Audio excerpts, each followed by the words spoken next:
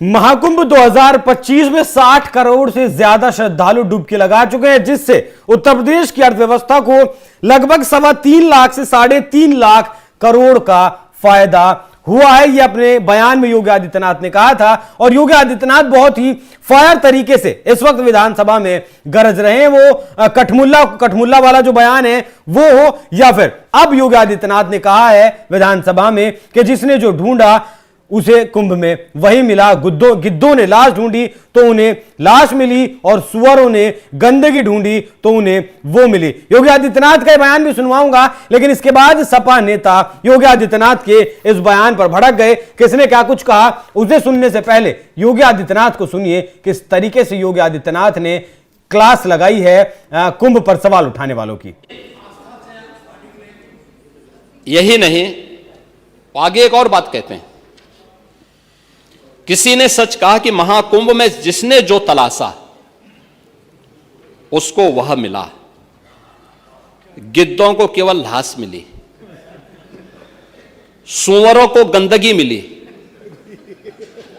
संवेदनशील लोगों को रिश्तों की खूबसूरत तस्वीर मिली, आस्थावानों को पुण्य मिला, सज्जनों को सज्जनता मिली, गरीबों को रोजगार मिला, अमीरों को धंधा मिला, श्रद्धालुओं को साफ सुथरी व्यवस्था मिली, पर्यटकों को अव्यवस्था मिली, सद्भावना वाले लोगों को जाति रहित व्यवस्था मिली, भक्तों को भगवान मिले।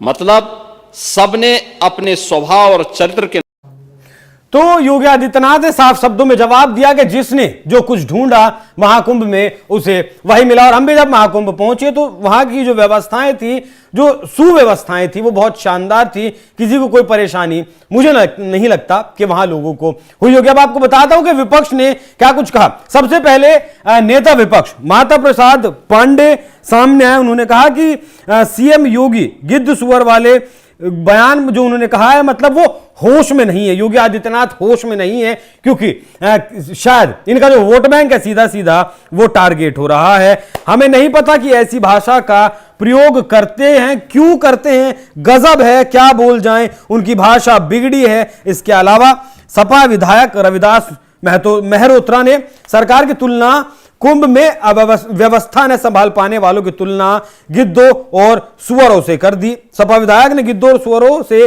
सरकार की तुलना कर डाली। उन्होंने कहा कि हम लोग धर्म को मानते हैं, बीजेपी पाखंड करती है। वहीं मैनपुरी के पूर्व सांसद और सपा विधायक तेज प्रताप यादव ने गिद्ध और सुअर वाले बयान पर कहा कि सनातन की चादर ओढ़कर अपनी नाकामियों को छुपाने का काम करते हैं। ऐसी बिगड़ी भाषा पूरे देश में किसी सीएम की नहीं। कैसी भाषा बोलते हैं सीएम योगी।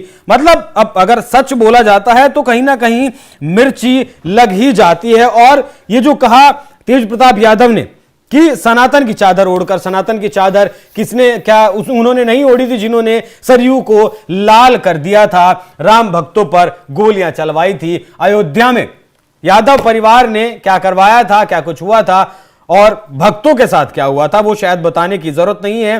सरयू का जो लाल रंग उस वक्त हुआ था वो सब कुछ बयां करता है। और किसी आयोजन में 60 करोड़ से ज्यादा लोग जब पहुंचते हैं तो थोड़ी बहुत अव्यवस्था हो जाती है। हालांकि जब हम वहां पहुंचे हमें उन अव्यवस्थाओं को देखने का शायद मौका नहीं मिला। और यादव परिवार को अगर व्यवस्थाओं का इतना ही ख्याल है तो फिर वीआईपी ट्रीटमेंट में ना तो अखिलेश यादव जाते डुबकी लगाने के लिए और ना ही धर्मेंद्र यादव जाते वहां डुबकी लगाने। आम जनता की तरह जाकर दिखाते, उसके बाद वीआईपी कल्चर पर सवाल उठाते, लोगों के लिए एक एग्जाम्पल सेट करते, एक उदाहरण सेट करते, लेकिन ऐसा उन्होंने नहीं किया। लेकिन योगी आदित्यनाथ तो योगी आदित्यनाथ हैं, वो किसी भी मौके पर किसी भी बात कर खुलकर बोलते हैं। वो चाहे संभल की बात हो, जब उन्होंने 1976 का और 78 का जिक्र करते हुए साफ तौर पर विधानसभा में कहा था कि 203 हिंदुओं की निर्मम हत्या की गई थी और इससे भी बड़ी बात की एक भी संभल के आरोपी को सजा नहीं दिलवाई जा सकी, किसी को जेल तक नहीं हुई। संभल में 203 लोगों की हत्या हो जाती है। क्या वो व्यवस्था थी, क्या वो शासन प्रशासन था? तो सवाल उठना लाजमी है। लेकिन योगी आदित्यनाथ ने अब जिस भाषा का इस्तेमाल किया है उस पर सपा नेता बुरी तरीके से भड़के हुए हैं। आप भी जवाब दीजिएगा कि योगी आदित्यनाथ ने जो कुछ कहा है वो सही कहा है या फिर गलत कहा है। और जाते जाते सुनिए योगी आदित्यनाथ का 2 दिन पुराना विधानसभा का वो बयान, जिस पर भी समाजवादी पार्टी के नेता खूब भड़के थे। अच्छा कार्य जो प्रदेश के हित में है, देश के हित में है, आप उसका विरोध करेंगे। और मुझे लगता है इस प्रकार के विरोध की निंदा होनी चाहिए और हम इसका समर्थन करते हैं जो उत्तर प्रदेश की बोलियों को सम्मान मिल रहा है। मैं आपका धन्यवाद करूंगा और विधानसभा सचिवालय को इस बात के लिए धन्यवाद दूंगा।